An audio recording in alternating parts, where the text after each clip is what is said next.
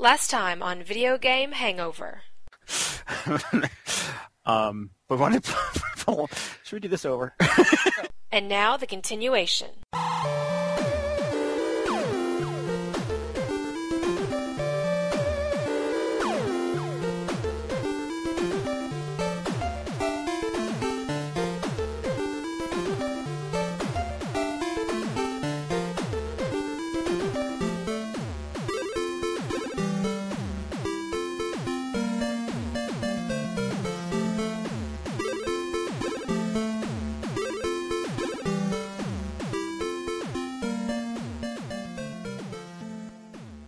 This is Video Game Hangover. Hello and welcome to our very first show.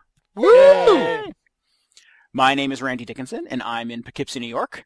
I am joined by my co-hosts. Hi, I'm DJ Ross in Mountain View, California, and today I ate Randy's weight in peanut butter. Hi. I'm Paul Sandu and I'm in Dallas, Texas, and I did not eat any peanut butter today, unfortunately. Something I look forward to tomorrow. I think I'll make a point to eat some peanut butter tomorrow. All right, excellent. Eat nothing but peanut butter tomorrow and then That's get the back to us plan. later in the day. Take some pictures. No, Video Game Hangover is a podcast by three guys who love and occasionally overindulge in gaming. Each week we're going to be discussing the games that have been keeping us up late, and most of the time we're going to be breaking down topics related to games or the gaming industry as a whole. So since this is our first podcast and it is early 2011, we thought we'd introduce ourselves by recapping our favorite games of 2010. We decided to take a slightly different approach when assembling our lists because of time, money, work, friends, relationships, dogs, cats, all of these things. Peanut butter. We aren't always playing. What? Peanut butter. Peanut butter, because of peanut butter. It just We gets in aren't the way.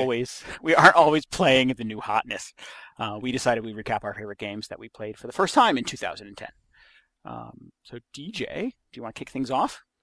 Well, after your little disclaimer about games that may not have appeared in 2010, I'm going to start with one that did. That was basically an inclusion for the one of us who has to be a difficult The asshole. one No ice names. skater. Right. Well, anyway, my number 5 game of last year was Ubisoft's Splinter Cell Conviction, starring Sam Fisher. It's Starring Sam Fisher as Sam Fisher. starring Sam Fisher. Yes, Sam Fisher as himself.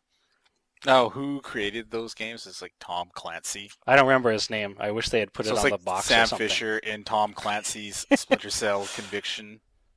Somehow I suspect First Tom Clancy Blood. has any understanding of what is going on in his name.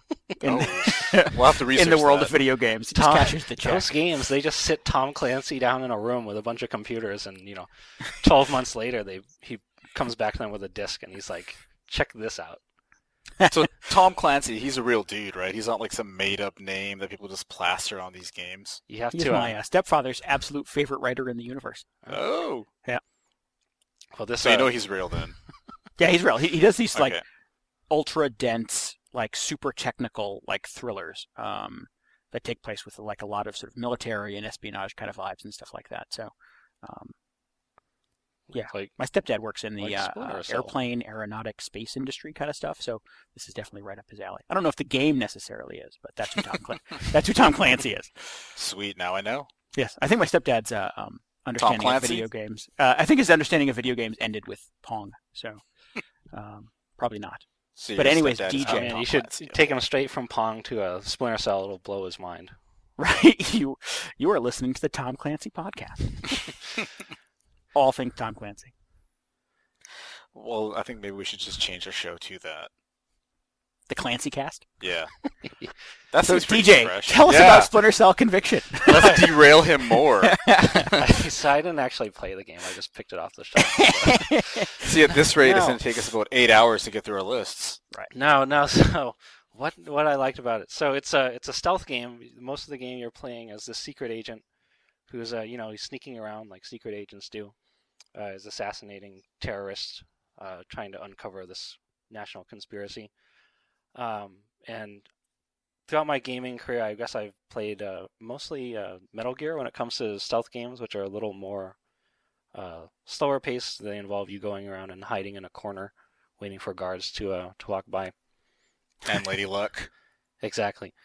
Yeah. But this one, the Splinter Cell Conviction, is more like is less of a Metal Gear hide and seek game. It's almost like a Born Identity kind of fast pace. It seems like you're always moving from cover to cover, hiding behind objects, trying to get the jump on the next guard so you can take him out and move on to the next room.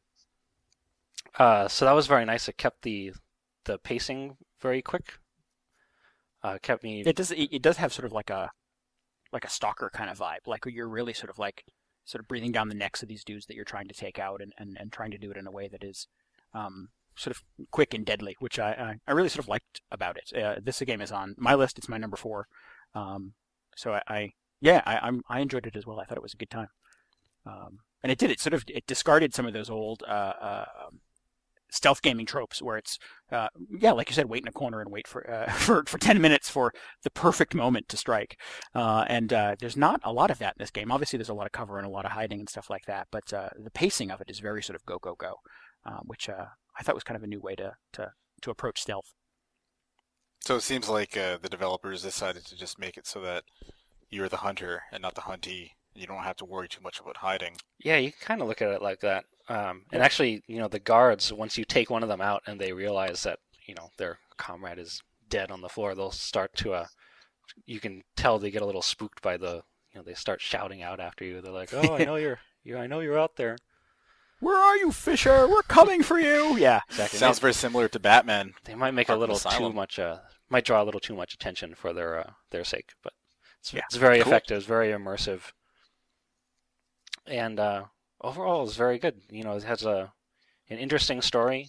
The direction is extremely good. Just the narrative structure I found got me drawn in very well.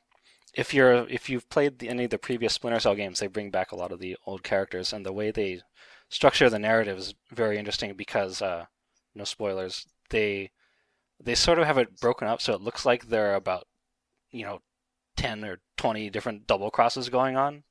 Mm-hmm. And so the whole time you're like, oh man, why does that happen? And so you're just sort of compelled to keep going. And then by the end, you sort of got the whole picture of what's going on. Right. Yeah. And it's a sort of a revenge tale, basically. I mean, and no spoilers here. In a previous game, Sam's daughter was killed. And in this game, basically, he's trying to put together the pieces of who did it and why. So he's no longer an agent in the agency that he used to be in. So there's like no rules, no limitations. He's not sort of bound by a lot of the crazy sort of techno stuff that was going on in the past. It's very sort of raw and visceral, and we keep coming back to sort of fast paced. And yeah, it is. I think in a big way. It's very quick. Mm-hmm. And also, you can shove some guy's face into a paper shredder if you're into Yes. Yep, that was fantastic. Is that like on the back of the box? It should be. If it should isn't. be. I don't think it is. It should be on a T-shirt that I would wear daily, I think. It's like it would be down at the bottom where it's like 1 or 2 players, internet, online, and then shove guy's face in the paper shredder. Check mark. I think one of my favorite little moments in the game is you can sort of shimmy along pipes on the outside of buildings and slide a window open, and if there is a guard sort of standing on the other side of the window, you can grab him by the neck of his jacket and yank him out the window and throw him to his death. Yeah, that was pretty fantastic. And then inevitably, like, all of his friends in the room go, hey, where did Steve go? And they run over to look out the window. So it's just this line of dudes that you're just grabbing by their collar and yanking out the window. Damn it, Steve. Yeah. So yeah, there's a pile of dead bodies at the bottom of the building, and a nice empty room for you to crawl into. So it was I enjoyed that quite a bit.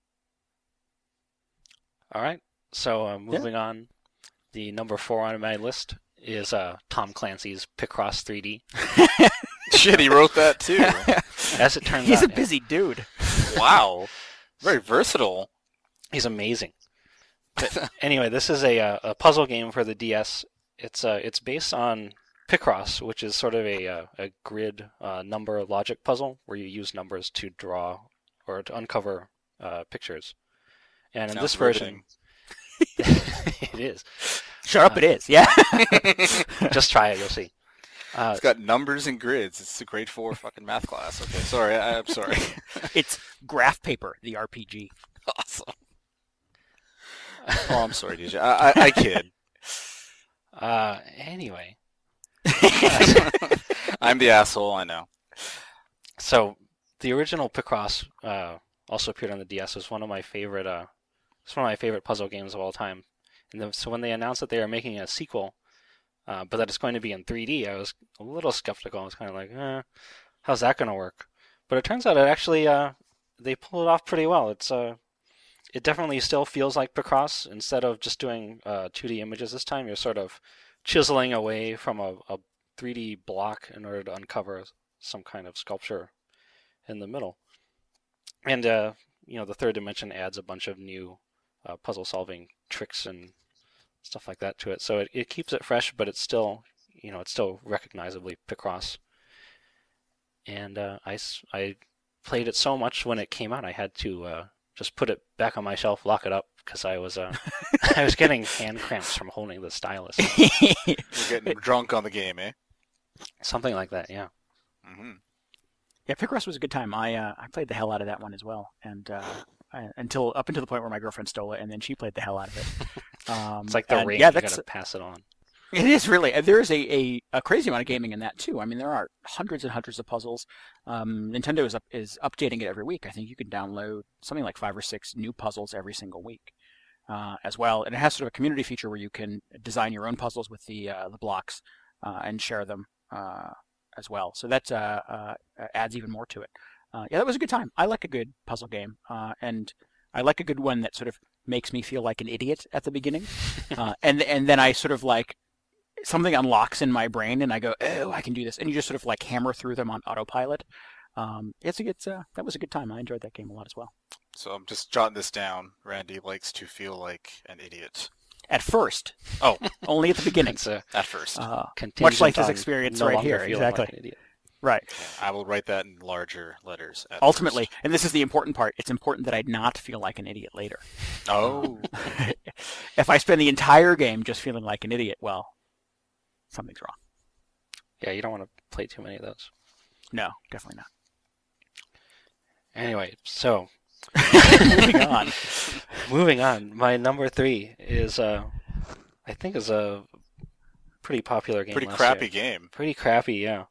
What is this even doing on here? It's Mass Effect 2. Sucks. Yeah. But we'll get into that. No. Mass Effect 1 is actually one of my favorite games of this generation. It's like in case you're one of the few people who are not familiar with the basic idea of Mass Effect, you're this I'm just gonna say you're another government agent, but it sounds like a Splinter Cell. You're a bald space marine, and you shoot aliens. Very original. And occasionally robots. And it doesn't sound original, but actually one of my favorite things about the series is that BioWare, the developer, has put together this incredibly fully realized world with all these incredibly insignificant details.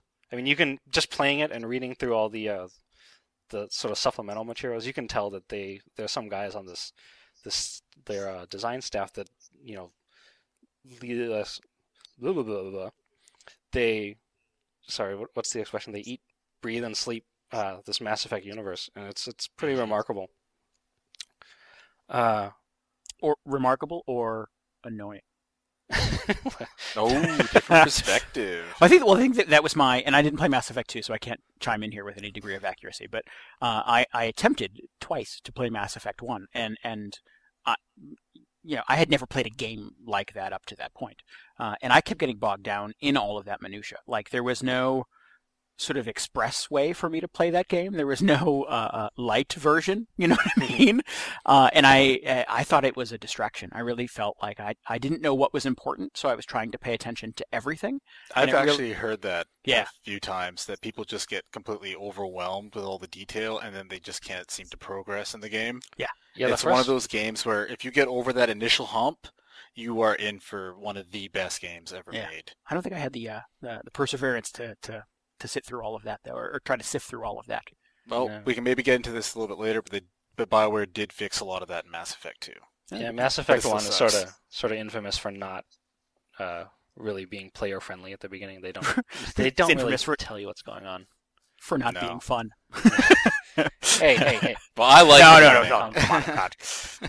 But I don't anyway, know. I didn't finish the game. I can't chime in here, but I'm just saying.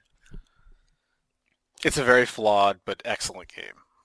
the first one, yeah, especially. But the Yes. Mass Effect 2 did a good job of solving a lot of the issues people had with the first one. And Like it a good sequel continued. should. Sorry? Like a good sequel should. Right, Mhm. exactly. And, it continued the same level of very immersive storytelling. And, it looks and sounds fantastic. It feels like you're in, this sci-fi epic. And to boot, you have your own custom main character. So it's an extra degree of immersion. Awesome. And on top of that, they really sort of punched up the shooting this time. It's a little more, it's a little faster, a little, you have to think on your feet a little more because there's all this stuff happening around you. But yeah, Cool. I think I'm going to attempt to play it. It Going comes to- out soon for PS3, and I believe I'm going to give it a whirl. Comes out in a week, I think. Is it soon? Yeah. Cool. oh, that is soon. Well, stay tuned. I will for the next episode where you can hear me say.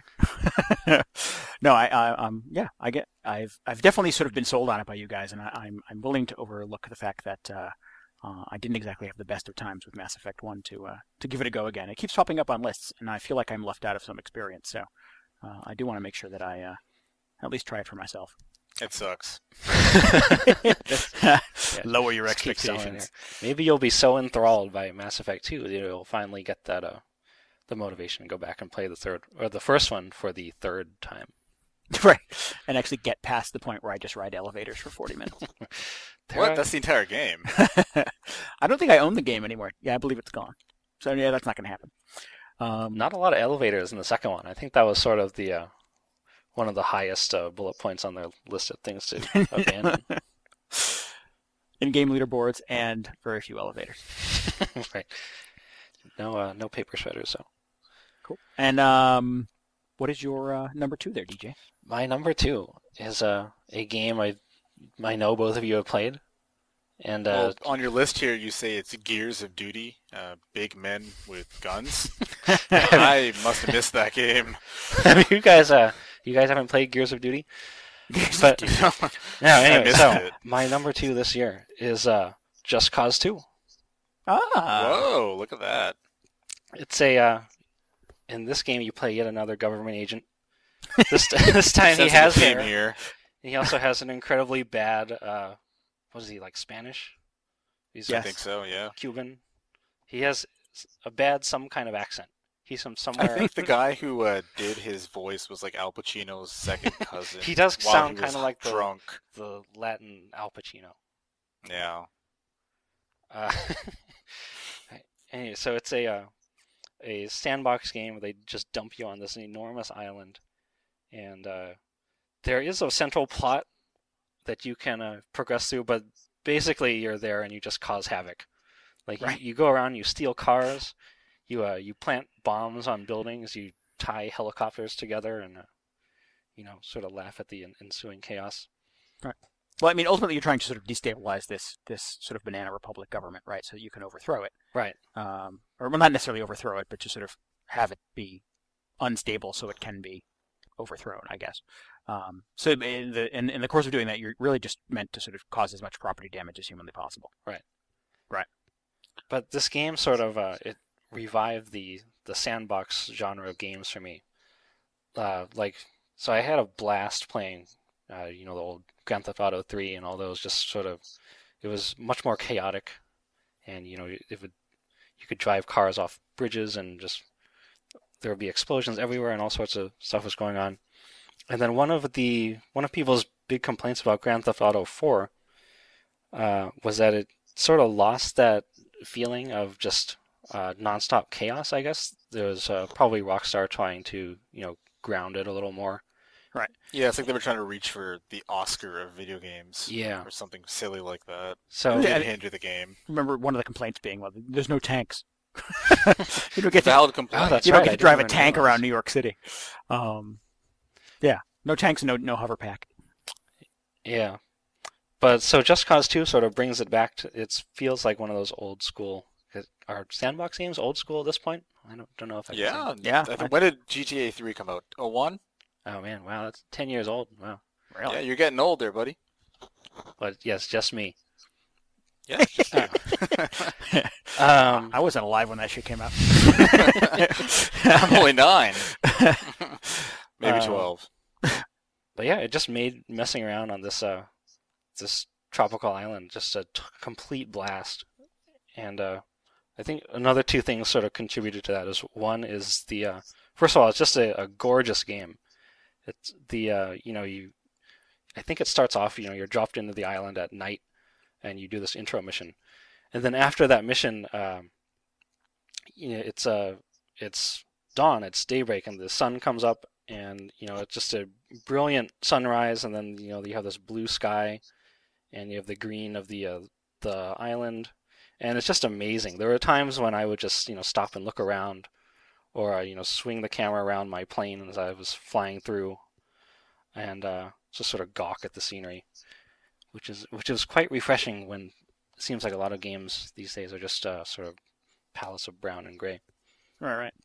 Well, and the game sort of encourages that too. I mean, obviously, it gives you at some point you get the keys to a jet, and you're encouraged to sort of go up as high as possibly can and hop out the window, and yeah, as you're sort of parachuting in on some faraway point down below, you can sort of soak all this in, and it's it's pretty amazing. I mean, it really they sort of open nearly the whole thing to you, almost from the outset, right? Yeah, I think so. I think you can sort of get in over your head, just get lost in some remote corner of the island. And it's massive. Yeah, I do recall. I think I put probably 25, 30 hours into it, and I think I recall getting to a point where I was sort of like, I don't think I've been here before. So like 30 hours in, there were still sort of corners of this island and hidden things that I had never found before. So, and I can only imagine how much more stuff there was that I didn't get to by the time I finally gave up playing it. And that game really needed co-op, if you ask me. Then you can get lost. Or at least some sort of multiplayer. Yeah, I do think that was sort of missing. It definitely felt like a very sort of lonely experience. I think. Just imagine all the stuff you could have done with the gameplay mechanics in the game as it is, with an extra person or 2 or 3 more extra people. The amount of chaos you could do, that would have been a good time. I think that's sort of the everybody's number one complaint about it. They're like, "Oh, there's no multiplayer. Well, it's too bad." Yeah, but it's kind of disappointing. You got to figure it's on their to-do list for Just Cause 3 if they're working on that. Yeah, I hope so. Yeah. But yeah, that was a good time. I mean, it really is sort of orchestrated chaos, the video game. I mean, the voice acting is not great. The character models are not fantastic. But I mean, every other element to it, it is sort of like fun incarnate. Oh, I thought that just sort of added to it. Like the story is pretty atrocious, and the voice acting is just comically bad. But it feels like great. It feels like you're sort of in a Michael Bay, right? Like maybe not even a Michael Bay, like whatever his like B or C movie equivalent is, because there's like all these counterpart. Exactly. There are all these horrible actors walking around in like aloha shirts and like alligator skin pants or whatever, and there's stuff exploding everywhere, and you've got this grappling hook. That's the other thing, is in order to make it easy for you to get around this massive island, they've given you this genius combination of a magical grappling hook and a bottomless backpack full of parachutes.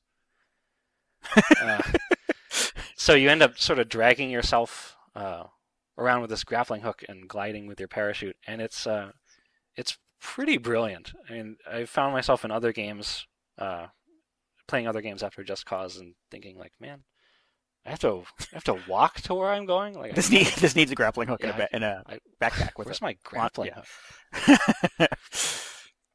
But yeah, and there's all sorts of other crazy stuff you can do with that. I'm impressed that you like that game that much. I don't know that's something that we've necessarily talked about that much in the past.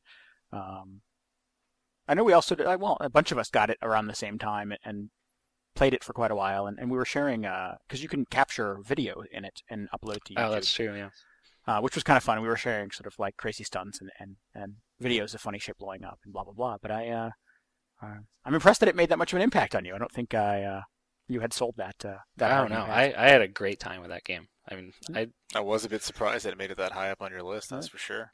It was going to be my number one, but then something else happened. Wow.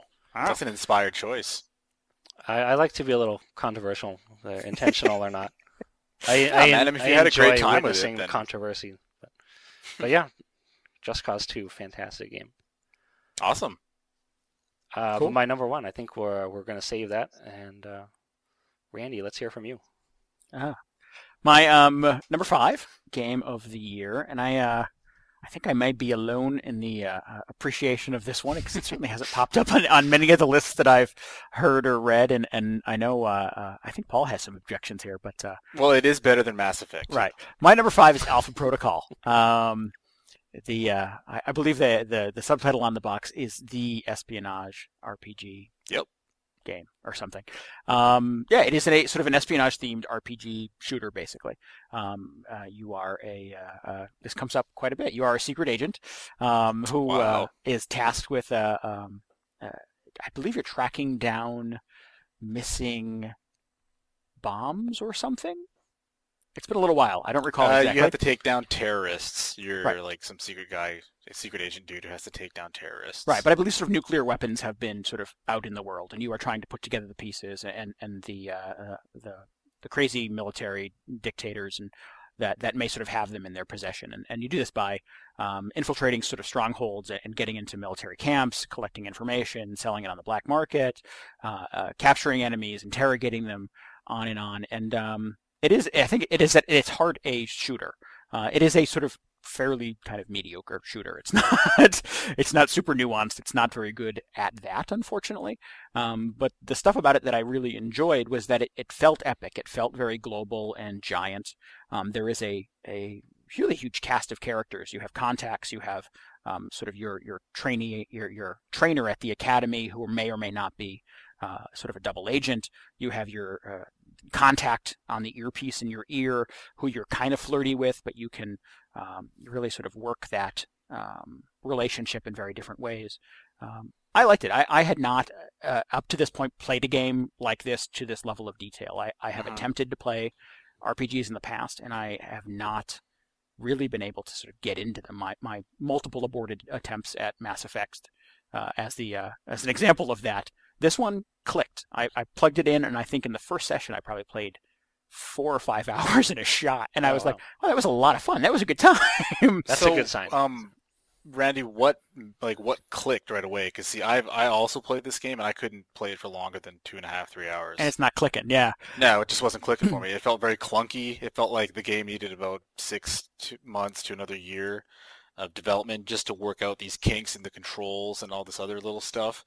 I saw a lot of potential in the game, but for me, it just never materialized into anything substantial. So what clicked for you? Well, I think obviously you and I have differing expectations. I think I bought this game for I think $13, and I'm like, well, if it blows, it's $13. I got it for $7. Okay. All right. Well, but you've also played a lot of games like this before. You've played RPGs. You've played the Mass Effects of the world, right? And I think you have sort of maybe different standards that have been sort of created by those other experiences. And I am, for the most part, kind of a blank slate when it comes to those things. Mm-hmm. So yeah, I could admit that like the graphics in Alpha Protocol seemed a bit dated, and some of the controls were a little clunky. I thought the way that it handled conversations was really good and really nuanced. Actually, I agree with you on that. That was excellent. And BioWare is actually copying that kind of a system for Dragon Age 2, which is coming out later this year. Yeah. It was very nice. Sorry, so having not played Alpha Protocol, I'm interested in hearing, how does it do the conversations differently? Okay, you know how in Mass Effect you have your wheel where you have like those 6 choices, and it's broken down into like Paragon and Renegade decisions. And then it'll like have a little snippet of what Shepard is going to say. In this game, it's like what does it break it down into? Suave, professional, like a general antagonistic. Yeah, like a general feeling behind what you'd say, and you have a timer. Like you can't just sit there and mull over how you want to say things to characters. There's actually like a 5 or 6 second timer, so it keeps things going like bang, you have to bang, keep the conversation bang. going. Yeah. Exactly. Yeah. Which I thought was brilliant. I did like that. Right. Oh, and different characters respond to different tactics, and that was good. You could sort of make an off the cuff sort of flirty kind of remark to a female contact, and she would immediately shut you down. And then or she could respond to that, and blah blah blah. So all of this sort of inspires you to try different approaches with different people, or to read sort of the character dossiers, which are brief, which are not nearly as sort of encyclopedic as the ones in Mass Effect seem to me, to sort of get insights on what kind of tactics these characters respond to, all in the interest of sort of collecting the most amount of information to be able to sort of get these nukes off of the market. I enjoyed it. I mean, it has issues, and I think it's definitely not a $60 game. Although, if for some reason I had bought it for $60, I still think I would have had as good of a time with it. But for $13, I think I certainly got my money's worth, and I was really blown away by it. I thought what it did very, very well, and the things that it had little issues with were not enough to ruin the experience for me. That's pretty awesome. Yeah, I saw a lot of potential in the game. I just couldn't get over the hump. Right. I mean, I'm not going to give up on it, though. I will get back to it eventually, because I do see the charm under those layers there. I just wish Obsidian could catch a break and have enough time to release their games. This has happened to them before. I think you had said when we were first talking about it, they keep getting these sort of crazy schedules imposed upon them and can't quite seem to get something done in time. It happened with Knights of the Old Republic too. It was pushed out early, and it was a great game with a lot of flaws. And apparently Fallout New Vegas, same thing. Pushed out a little bit too early, and it's got tons of glitches, game-breaking glitches. And I've heard these that. guys can't catch a bloody break when it comes to their publishers. From what I've read, Sega forced them to release this game early, which is just a crying shame. That's unfortunate. Yeah, it is. Well, I mean, but you still had a good time. So. Yeah, and it's unfortunate because it sort of creates this world and these characters that I would happily play more games from, but I think they've been very clear in saying that it didn't sell well, and there won't be any more Alpha Protocols, unfortunately. That's sad. Too bad. No, it's a little disappointing to me, but disappointment happens. I'm sure the assets will end up somewhere else, and probably a better game. I think, if this was sort of the Bourne Supremacy, the video game, and I know there was a Bourne Supremacy video game, but I think this is how you would do it. I think this is how you would keep it fast-paced. You would continue to play up the fisticuffs and the shooter elements while you're collecting information, trying to clear your name, et cetera, et cetera. I think sort of that skin on these mechanics with somewhat better graphics would sell a ton of copies. So hopefully someone somewhere is thinking that way. I actually thought the graphics weren't that bad, but to each their own, yeah. Right. My number 4 game of the year, I picked Splinter Cell. I said that earlier. I like that game a lot. That was a good time. We talked about that. I think the one sort of advertisement I'll throw in now is there is a trailer for the game that uses a Johnny Cash song that is fantastic. And we will link that in the show. Oh. We'll link that in the show notes. I loved it, and Nice. They were running that on TV for a week or two before the game came out, and I went, "Oh my god, I need to play this now! It's so good." So we'll put that in the show notes, and if you've not seen it, you definitely should watch it. It's a good I think time. I missed that. I'm looking forward to the show notes now. Yeah, me too. Well, there you go. And my number 3 game of the year, working my way down my list, Enslaved. Cool game. It was a good game. I think the subtitle of that was Journey to the West. Does that sound right? I think think so. Yeah. I don't have it here in my notes, unfortunately. But It Enslaved. was definitely west. You're definitely going west. Something about the West. Go not, West, Johnny. Not Journey to the East. Based on the song by the Pet Shop Boys.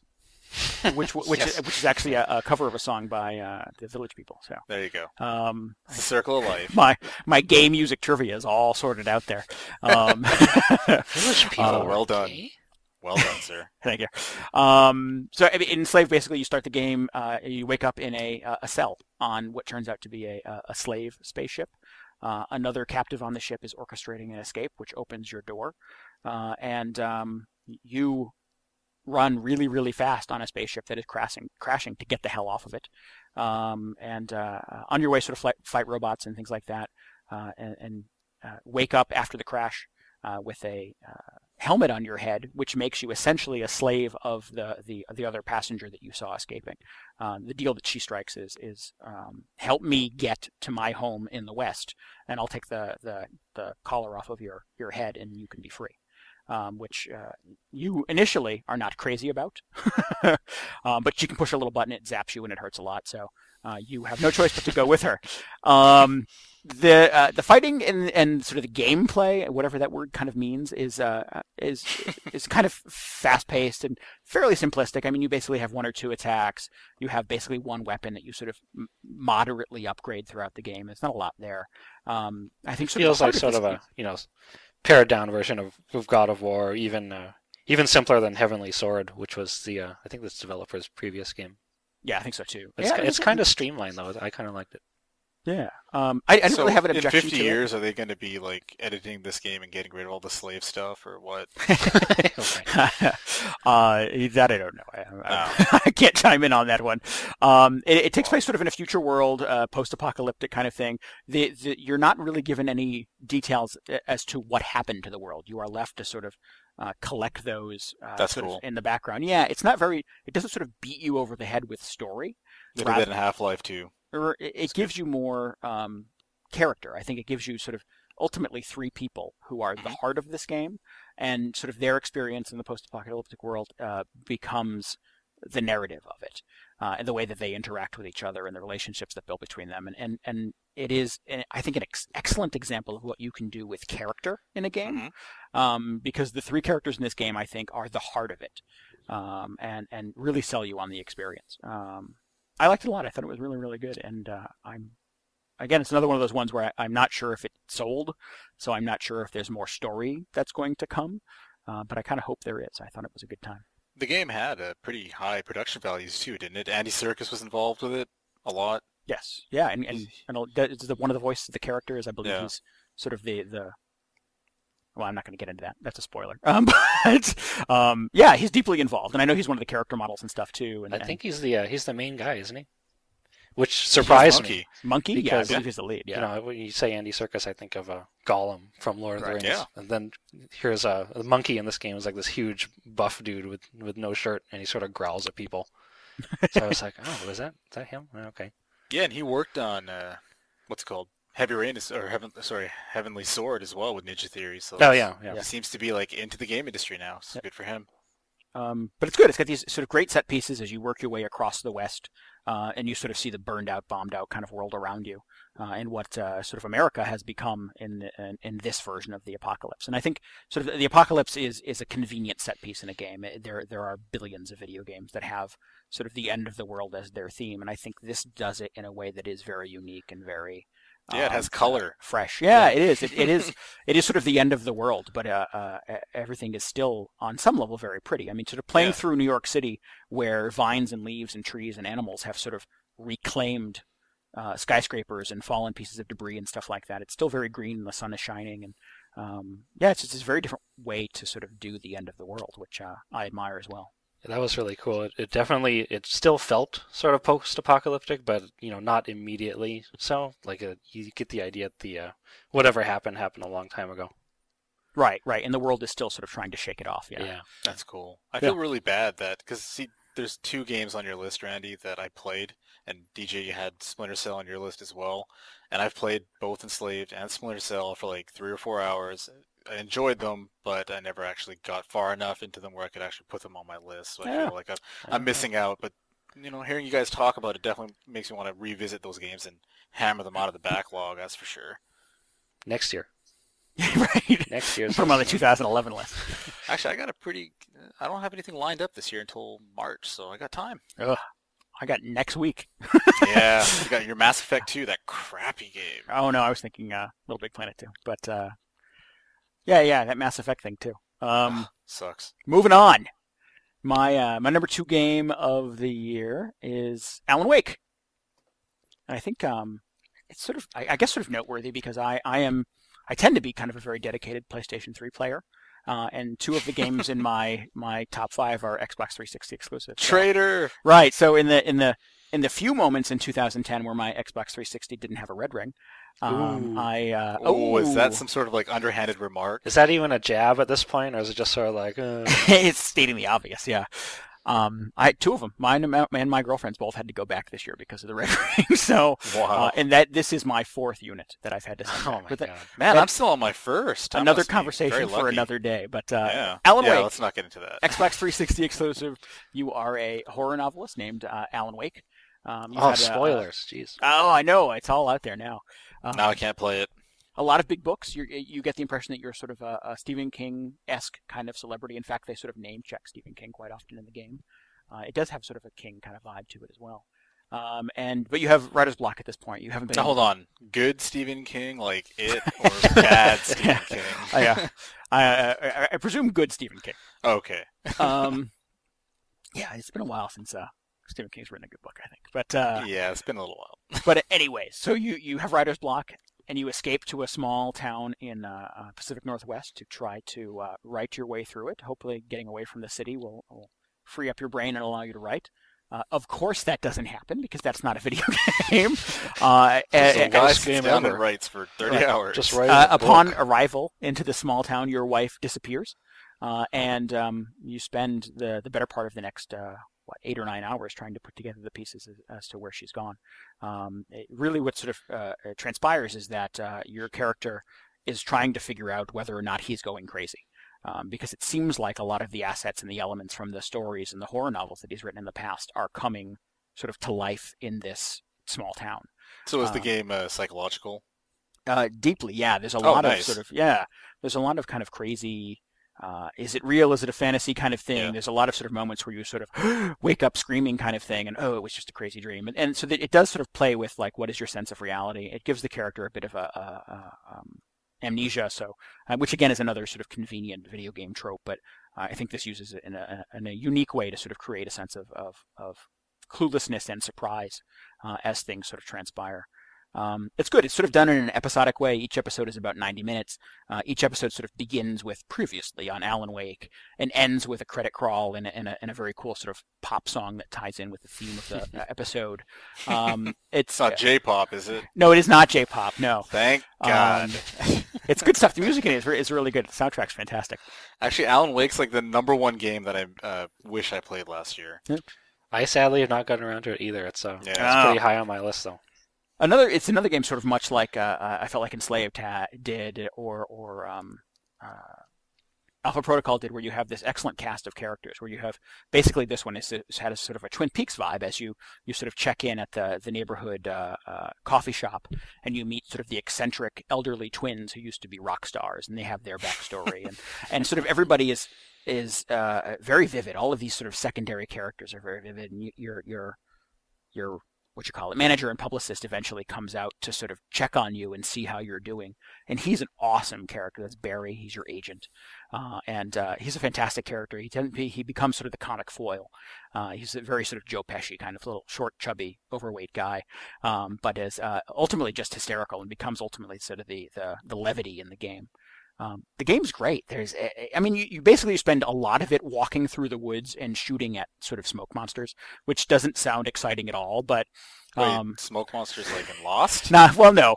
They're sort of like shadow creatures of the former residents of this town, and you have to sort of they're covered in sort of a black sort of fog schmog kind of thing, and you have to sort of shine a flashlight on them, which burns off the darkness, and then you have to shoot them. So it's sort of a 2-shot where you sort of flashlight, bang bang. That is sort of that kind of thing over and over and over again, but there's a great character, really good controls. It is genuinely scary and unnerving. Ultimately, you're walking through the woods trying to get through to some point where you can sort of be safe again, and the wind picks up and the trees start shaking and everything becomes a shadow and everything is that going to jump out and get me. It's really good in that way. I like it. It's more of a lurking scare mechanism where you're kind of in suspense. It's not like monsters jumping out from behind trees at you, right? No, right. Yeah, I think you're right. It has. I think I said this at the time. It has an excellent sense of menace. Cool. And yeah, there is definitely sort of something is wrong, something is creepy, and something might be out in the woods, kind of thing. And it never sort of like. There's no point in the game where sort of blood is dripping down the walls or anything like that. It's not sort of overt horror in that respect. You would never confuse this with a Resident Evil game or anything like that, but it is sort of definitely creepy, scary, and it definitely has a lot of psychological elements to it. It's good stuff. I thought it was kind of deep. That's cool. Whenever I hear about this game, I get a real Silent Hill kind of vibe from it. So. Yes, I think that's an easy comparison. It's definitely sort of Americanized, and it's definitely sort of a little more user friendly. But I like it. It's good stuff, and that's an easy touchstone for that, I think. definitely need to give it a playthrough. Yeah, I would. Sometime in the next month. You both of you own that, right? Yeah, I have it. My wife actually has been playing it. I have the big fancy version. It looks like a book. Oh, wow, very cool. Sitting on my shelf. Yeah, so that is my 5 through 2. We will get to number 1 in a bit. Sweet. So I guess it's my turn now. Well, I'll try to quickly hammer this out. Number 5 on my list is StarCraft 2. Never heard of it. Okay, yeah, you caught me. I just made it up. That's like WoW in space, right? Yeah, it's exactly like WoW in space, except completely different. But yeah, anyways. Funny story is I actually never planned on buying this game. For those of you who don't know, Blizzard actually decided to take the story arc for StarCraft 2 and split it up into 3 separate games. And I was kind of pissed off to find that out because I thought they were just, under the influence of the evil Activision and trying to milk their cash cow franchise. But the game is actually pretty incredible. Like, the single player is, as a standalone game, the single player is incredible. It's got amazing characters. It's got a interesting story arc that takes you, through the trials and tribulations of one Jim Raynor, who is a space marine, but who obviously has a little more to it than that. I played the hell out of the first. I think he has more hair in this one than he did in the first one. He does. He's no longer a bald space marine. It's pretty awesome. Like, he grew his hair out. Anti-bald space. That's right. Stereotype. But yeah, I mean, the single player storyline is incredible. It's an amazing space soap opera type of story, and you're actually going to find this kind of a theme for a couple of my games on my list here. The multiplayer is really where this game shines. It has an extremely steep learning curve. I mean, just to learn how to play, if you're new to RTS games, you're looking at least 10 to 15 hours just to get the basic mechanics down, which is really, that's rough. Oh, God. That's quite a barrier.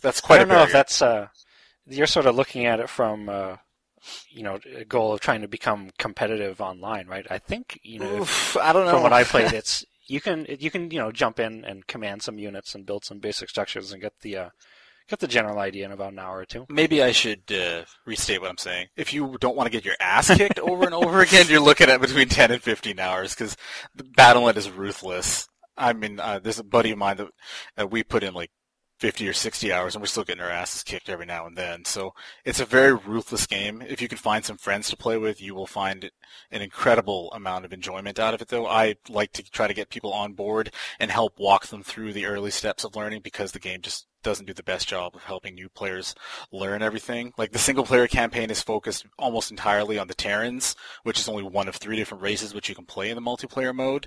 So you may learn, like, the basic in and out of the Terran race, but then you got to learn the Protoss and the Zerg, and it just snowballs from there. But the game is incredible. Let's move on to number 4 real quick. Now, this one is actually my biggest surprise of the year, and that's Transformers: War for Cybertron. Really? Yeah. Wow. See, when I first found out that there was a Transformers game coming out, I was like, this is going to suck. There's never been a Transformers game that's been good. But, the nostalgia that I had for Transformers growing up kind of got the best of me, so I took a flyer on this game, and it ended up being one of the better games I played. Basically, I think it's worth mentioning that it's based on like the old '80s cartoon Transformers, not and the Michael Bay, not the Michael Bay versions that are out there. That should have been the commercial. This is not the new Transformers, right? Exactly. This is the one you used to like. There's no Shia LaBeouf or whatever. No.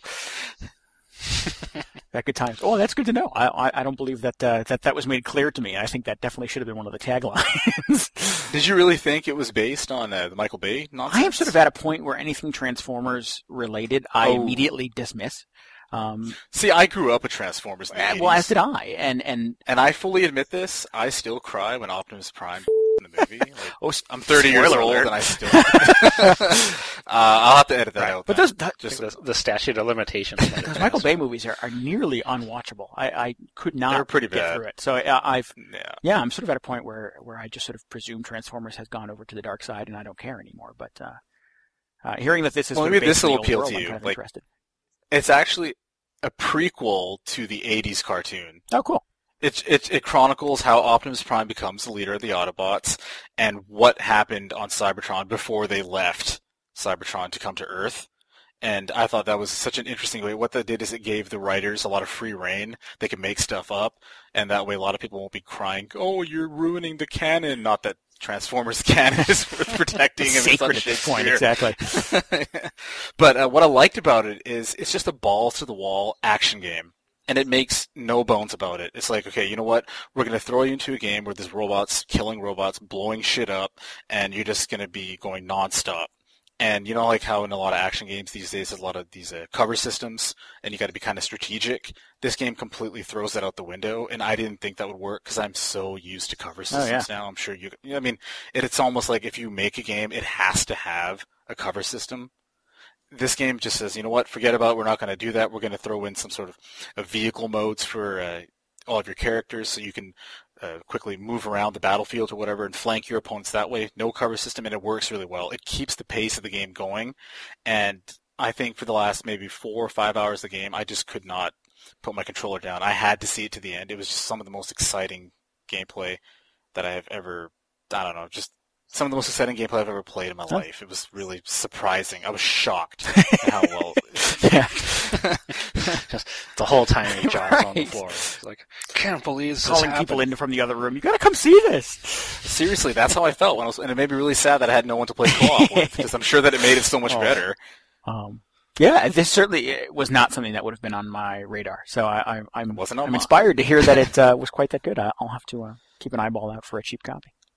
It was pretty incredible, I have to admit. And I really like the transforming mode. It was so seamless. You know, you just click on the analog stick and boom, you go into vehicle mode and you can flank your enemies or you can move up to like higher points so you can get like an advantage point on shooting guys down and stuff. It was brilliantly done. Plus you get to play as Optimus Prime and, you know, what red-blooded American doesn't want to do that? No.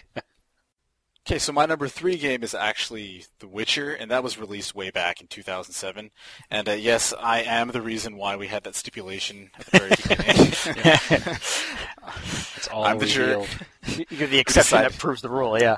Yeah, I'm the asshole who decided to put a 3-year-old game on his top games of 2010. I just had to because the game blew me away. I wasn't expecting this super amazing RPG. I mean, I'd heard the game was really good, and I finally got around to getting a PC that could run it. And what I really liked about it was the fact that it was a pretty nuanced storyline. You know, in most games, you can have these branching decision paths that you can make, and usually you have, like, the good path and the bad path. Whereas this game was like, you know what, your character is just like the shades of gray. Just play the game however you want, solve the puzzles however you want, and the story will continue. Certain things will change, but ultimately you will be able to complete the game, and there won't be any real good or bad ending. And I thought that was a really brilliant way of approaching it. The game was developed, I think it was in Poland, and I had never heard of any sort of Polish developer having a decent success on any sort of console, and I think the game had sold like 1.7 million copies on the PC. The sequel is coming out in a couple of months, so I'm really stoked for that. So, but, I mean, in a nutshell, I mean, what is it? Because there's, I mean, 1.7 million copies, but I can't be the only person who's never heard of this game. Yeah, that's the thing. It didn't really get a lot of press. I mean, what is it? It is from Poland. It's an action. Right, exactly. It's a Polish game. No, but it's an action RPG. That's really what it is. Okay. I mean, what would be the best way to put it? God, why is this so hard for me to come up with a description? I mean, I would like to take the lazy approach and say it's Mass Effect with swords, but that's not really what it not is even at all. close. No, it's not. I don't know. It's different enough that I can't really put my finger on it. It's just an action RPG. Okay. Well, that's good. That's a good thing. I mean, it's the kind of game where, like, the battle system is almost like a DDR-style type of battle system, where, like, you click the mouse, and if you click it at the right time, you will continue the combination and do more damage. So it pays to really focus in and pay attention to your button clicks. I guess that's the way. I mean, I don't know. It's really hard for me to describe what it is, other than saying it's an action RPG that has an incredible story. Yeah, I'm struggling to come up with similar games that are not also action RPGs. It's a little different, isn't it? Like, you just started playing it, right, DJ? I did. I've only played it for like an hour because I've Yeah. just been busy. But I really like what I've seen so far. And one of the things that very really different. stood out for me is at one point, this is just in the first hour, you're given a choice between, okay, we need somebody to go fight this monster, but we also need somebody to go do this. And you have to choose between one of those things. So there's this whole other event that I've skipped because I chose to do something else. So it's an interesting take on branching paths there.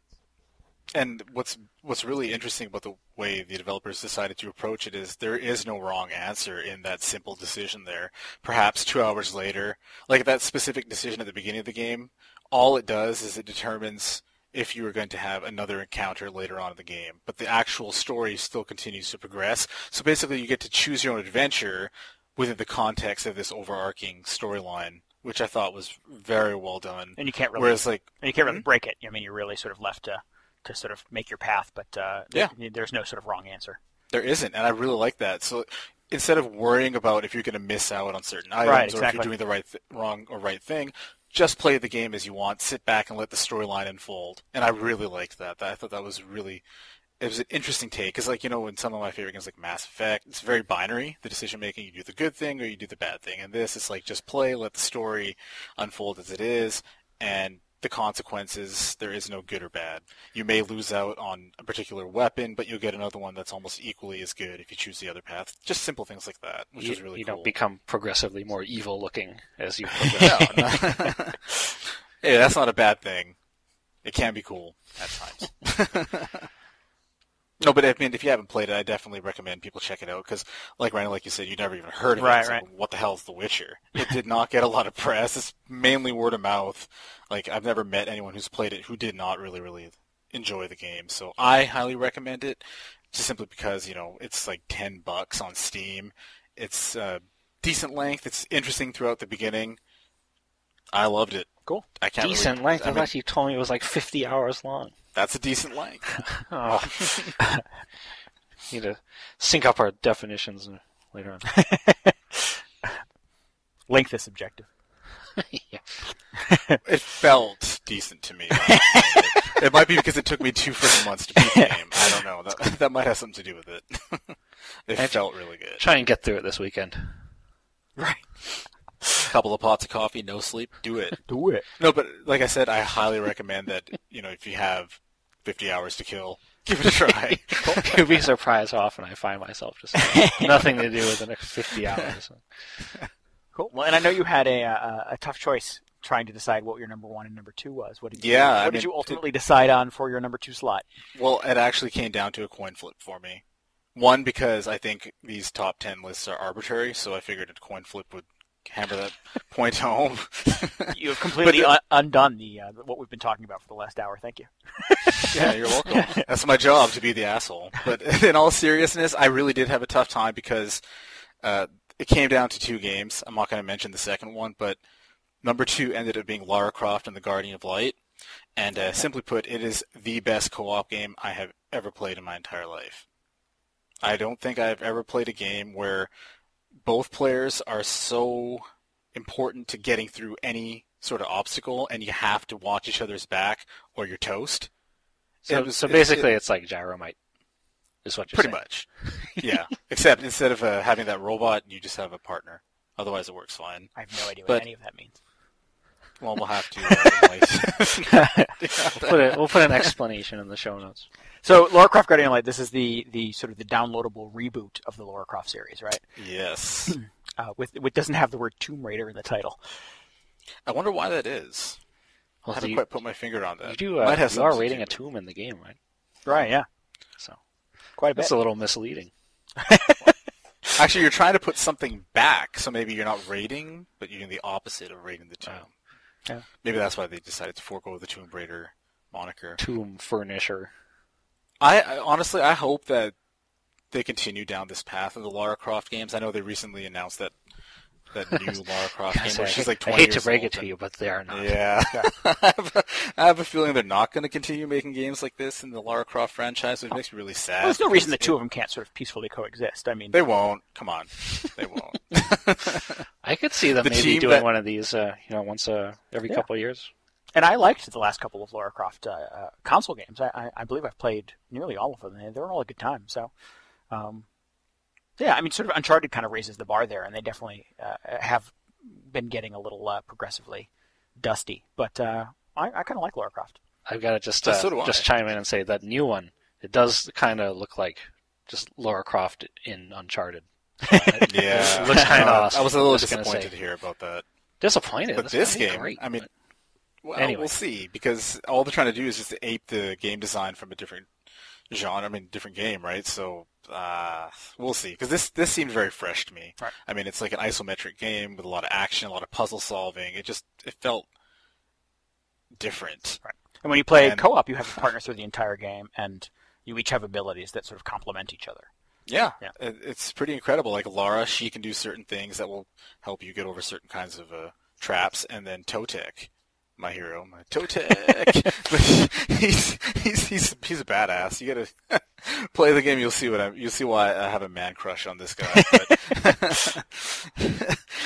But there's certain things that only he can do, and if when you work together, then you can solve certain puzzles. It's just something you have to try. And anytime you can spend like 3 hours trying to blow up your bomb so you can knock this little ball into a little hole, I mean, you've nailed your gameplay. It's such a simple, stupid little thing.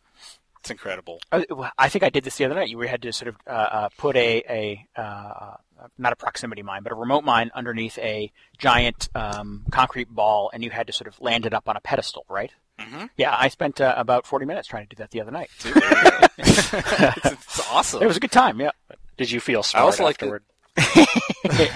I felt accomplished. Okay. I felt like an idiot at first, but when he finally got it into the little pedestal, right. He felt smart. Well, the person I was playing with was attempting to do it for the first 15 to 20 minutes of this, and I sort of stood off to the side, allowing him to sort of fuck with it. And so you can't do it alone, right? And then I have an idea, and I tried it, and like third try it went. So there you go. Yeah, it was very gratifying in that way. So Matt, Dee Dee, you're listening. I know you know who I'm talking about. This is for you. Way to go, man. Cool. No, but seriously, like if you have not played this game, play it with someone else. Playing it single player seems to be really just cheating yourself out of a lot of enjoyment. Best co-op game ever Did you played. play online co-op or side by side? No, I actually played side by side with a buddy of mine. Interesting. It was awesome. Cool. Well, I liked it. I was definitely sort of the conceit of it appealed to me, trying to sort of reboot Lara Croft and making it seem fresh by trying this sort of new approach with a new look and sort of some new combat, some new ways to play it. And I liked it. It was a good time. We haven't finished yet. I think we're just in the final act of it now. But yeah, it was a good time. I'm glad you lobbied so hard for it. Otherwise, I may not have gone back for it. Well, I mean, another thing, like I'm glad you mentioned that you're in the final act. I was only expecting like 5 or 6 levels. Oh no, it goes. There's like 20. Yeah, there's a lot to it. Yeah. Yeah. It's a very meaty game. Yeah, it's meaty. Yeah. So's Totek. We thought For those who are keeping track. Right, exactly. Cool. So before we do our top games of the year, we will take a short break for a little feature we call Video Game Community Theater. In this episode and in every episode moving forward, DJ Paul and I will act out some memorable scenes from some of our favorite, or possibly least favorite, video games of all time. Like Mass Effect. Like Alpha Protocol. We'll be back. We'll be back in a few minutes. Enjoy. Video games are art. Here at Video Game Hangover, we respect that art. We welcome you to join us for a little segment we call Video Game Community Theater. They escaped to the mansion where they thought they were safe.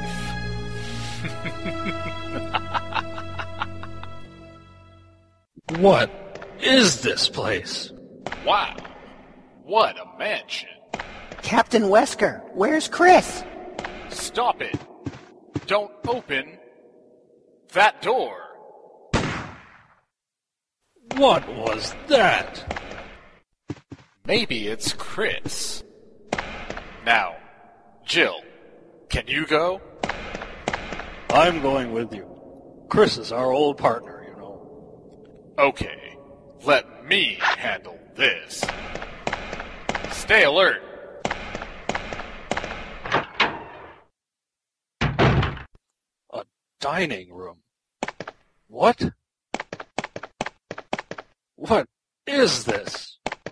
What is it? Blood. Jill, see if you can find any other clues. I'll be examining this. Hope this is not Chris's blood. Barry? Brains. What is it? Watch out! It's a monster! Let me take care of this. What is it? Kenneth was killed too. Maybe by this creature. Anyway, let's report this to Wesker. Wesker! Help me look for him, Jill. And don't leave this hall for the time being. Find anything, Jill? Nothing. What is this all about? I can't figure it out at all. Beats me, too. Now it's Wesker's time to disappear. I don't know what's going on. Well, it can't be helped. Let's search for him separately. I'll check the dining room again. Okay. I'll try the door on the opposite side. This mansion is gigantic. We could get into trouble if we get lost. We should start from the first floor, okay? And, Jill, here is a lockpick. It might be handy if you, the master of unlocking, take it with you. Thanks. Maybe I'll need it. Listen, if something happens, let's meet up in this hall. This time, I'll be there. Thank you for joining us for this installment of Video Game Community Theater. And we're back. So this is the big reveal here. We have counted down our 5, 4, 3, 2s, and DJ, me, and Paul will now cycle through and announce for the world, for the record, our favorite game of 2010. DJ, you want to kick it off? Let me hand it over to Paul. Why don't you go ahead, since you're on. Oh, What? Okay, fine. I'll go first. what a showman! Well, my top game of 2010 is this horrible game called Mass Effect 2. Oh, I can't. Oh my god! I can't stop talking about how shitty it is. I abhor this game. I've spent only about 240 hours playing Oh it. my god! Jeez. I've beaten it about 5 times, maybe 6. This is the best fucking game I played all last year. I cannot believe how amazing this game was. You take Mass Effect 1, which is heavily flawed, I admit it. I mean, Randy, you had a hard time getting through the first few hours. Right. It's rough. BioWare took all this community feedback. They actually did come up with some stupid little spreadsheet, and they decided to take the number one, like the top complaints of the game, and completely either get rid of them, like these gameplay aspects, or refine them to the point where they're almost invisible in the sequel. This is like the leaner, meaner Mass Effect game.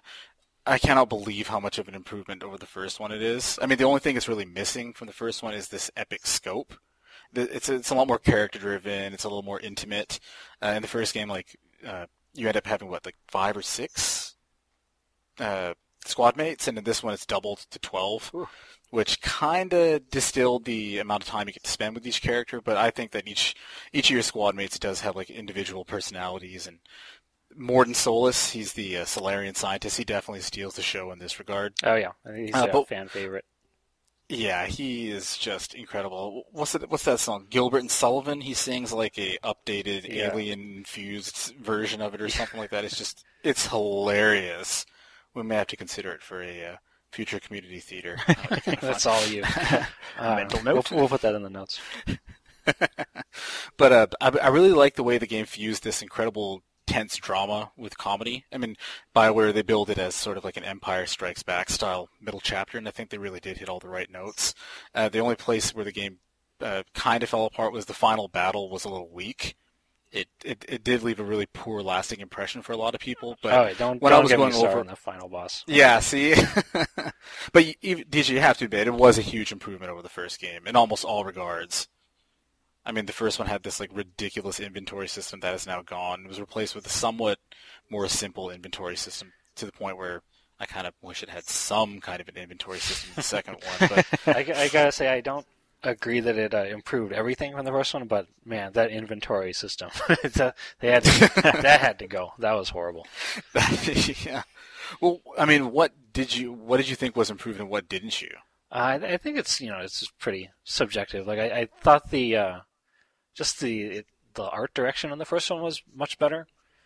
It seemed like, the first one had lots of dramatic lighting.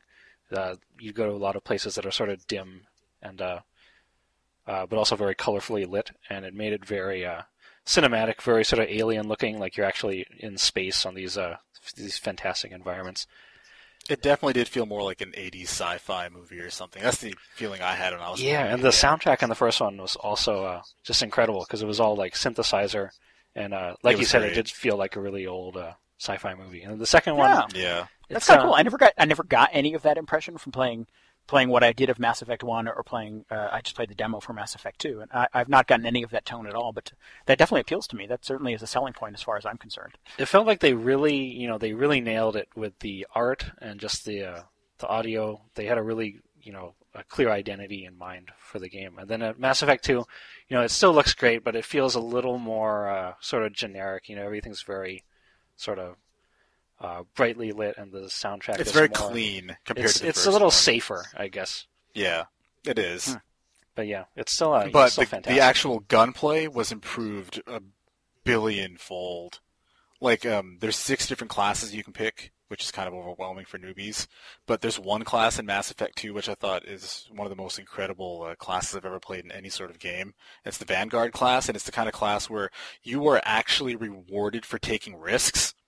The more risky you are, the more you can actually progress through a lot of the set pieces without having to fight as many enemies. Like, if a good Vanguard can actually cut down the number of enemies they fight by like 30 or 40% if they play properly aggressive yet strategic, which I thought was an amazing balance. I don't know how BioWare came up with this class, but you are rewarded for getting in the face of your enemies and getting hurt to the brink of death, which I thought just kept the adrenaline pumping. You should see some of these YouTube videos of these Vanguard pros. They go through the final mission of the game, and it took me something like 10 to 12 minutes to get through this little segment, and they can do it in 3. It's insane. Like, you just have to see it to believe it, and it's also a very difficult type of class to master because you are literally throwing yourself at enemies. Like, there's an ability the Vanguard gets, which is called Charge, and you can go across the entire battlefield right into the face of your enemies, and you are extremely vulnerable. So you have to make sure you time your shots and get undercover so you can actually survive. And if you mistime anything, you're dead in 1 second. So it's kind of like, double-edged sword type of class, and I thought I had no idea how BioWare pulled that off, especially considering how cumbersome the gameplay was in the first Mass Effect. So that was definitely like the biggest improvement. The game felt like a really well-designed shooter. And they even said from the outset that's what they wanted to improve first and foremost for the game. It's not very clunky. It's slim and sexy. Cool. Well, you certainly know how to sell it, Paul. I gotta tell you, I was not interested in playing this before, but certainly listened to you and DJ go on and on and on and on about this game. I think I'm obligated to play it now, and clearly I'm obligated to enjoy it. If you don't, then you'll just have to play Alpha Protocol. Right, exactly. Because it's clearly better. Cool. So, DJ, do you want to go now, or shall I do mine? How about you go? Okay. Oh, let's go last. My favorite game of 2010 was Dragon Quest IX. Wow. Sentinels of the Starry Skies, I believe, is the subtitle there. Written by Tom Clancy. Tom Clancy's Dragon Quest IX. No, this is a much lauded, Japanese, I guess. Series it's Japanese. Yeah. It's Japanese RPG games. I have never played anything like this before in my life. It has sold a few copies in Japan. Yeah, I think 1 or 2. Yeah. 2010 was the year. 2010 was the year that I discovered RPGs because I had more fun with this game and I spent more time on this game than anything I have ever played before in my life. I think Red Faction Guerrilla Red Faction Army. What are you playing? Red Faction Guerrilla. One of those. Yeah. Might be the exception to that, certainly in terms of the amount of hours that we've put into online. But certainly in playing a single player game, I've like 126 hours into this friggin' thing. It's awesome. You are basically a fallen angel, sort of fighting an elusive menace, trying to put together the pieces of why this world is falling apart. You have this sort of blank slate character that you sort of design to look like anything you want it to look like. And it is a silent lead character, so all of the story is told through the people that you interact with in the towns and villages that you traverse.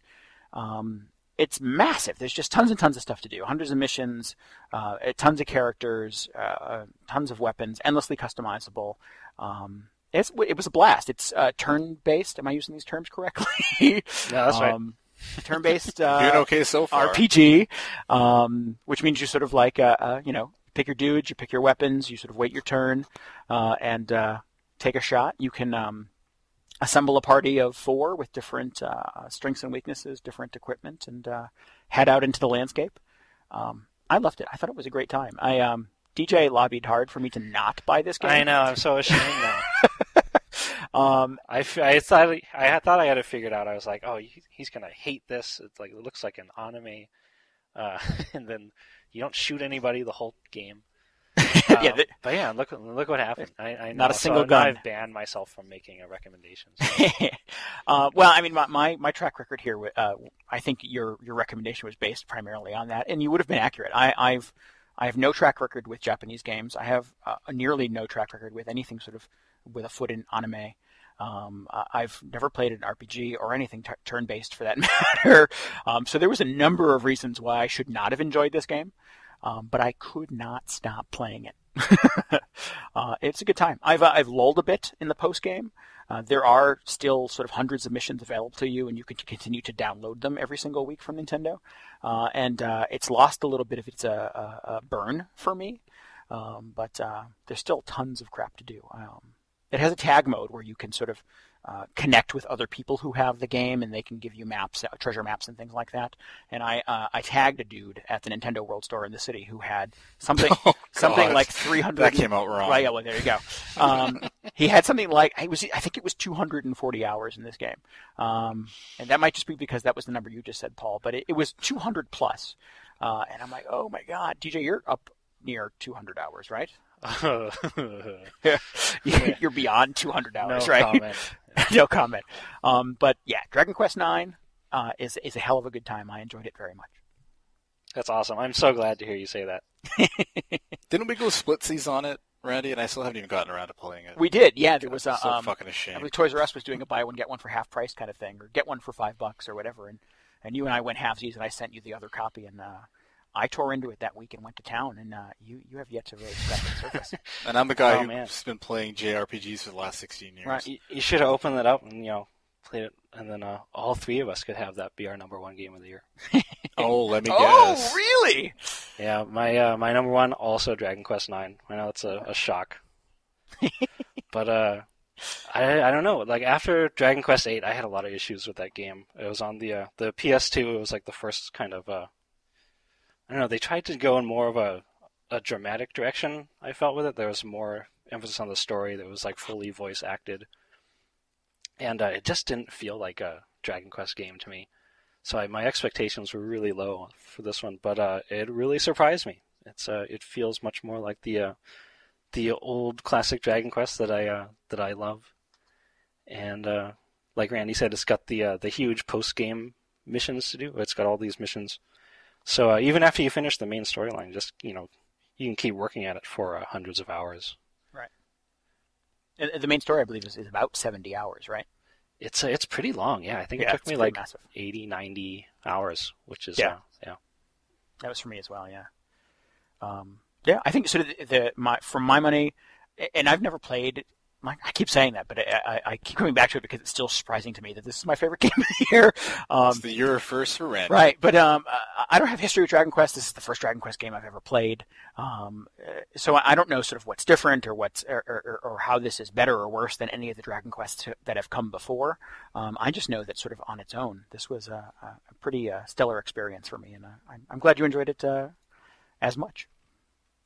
Yeah, and or maybe more. I'm still struggling to get this thing out of my DS so I can play other games, but I can't do it. Can't be done. No, I've tried. I took mine out for about a week in the fall so I could play Super Scribble Nuts, and then it immediately went right back into the DS. So, and I felt disloyal through the whole thing. I just felt dirty all over. Yeah. Cool. Dragon Quest All forgives you. right. Yeah, well, because Tom Clancy forgives it you. knows my soul. Cool. Well, DJ, anything else you wanted to say about Dragon Quest? I think that's it. It really, restored my faith in the series, and now I've got, there's 3 more Dragon Quest DS games I need to play. So, cool. Looking forward to that. There is a rumor that the Dragon Quest X will be a 3DS game. I'm actually kind of hoping for that because me too. I really enjoy playing it on a portable. It's just very accessible. Yeah, I could not imagine me spending this much time on my couch playing a game like this.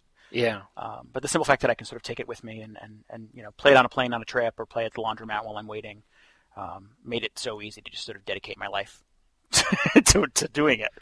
Yeah, my secret fear is I think it was sort of assumed that Dragon Quest X was going to be on the Wii, and I was afraid that would exactly. No, I was afraid that it would just end up like Dragon Quest VIII. It'd try and be all focus more on the story rather than the fighting monsters and all that. Right. So. Dragon Quest X, other M. Oh God, yeah. The other DQ. Cool. Well, hey, that was great. Want to wrap this up? Let's do it. Probably should wrap it up. I think we're our 9th hour of this. I think people need to go to bed. So, if you're listening, sorry guys. Yeah, right. We want to try to keep it to an hour. That didn't really happen this time, but we hope you've enjoyed it nonetheless. If you're looking for show notes or occasional musings from Paul, DJ, and I, just hit up our website at videogamehangover.com. We've each posted a full top 10 list on the site too, so check that out as well. We'd love to hear your thoughts on this week's podcast. Also, you should follow us on Twitter. We are VG Hangover. DJ Paul and I are on Twitter as well. You can find links to our personal Twitter feeds on the website. Thanks for nursing this video game hangover with us. We will be back in 2 weeks. Laters. Good night.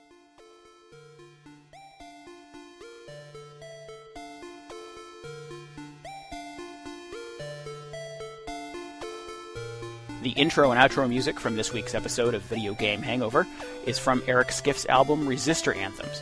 You can download a free copy of it on Eric's website, glitchnyc.com/music. If you make awesome video game-inspired music and would like to have it featured in our podcast, get in touch with us at contact@vghangover.com.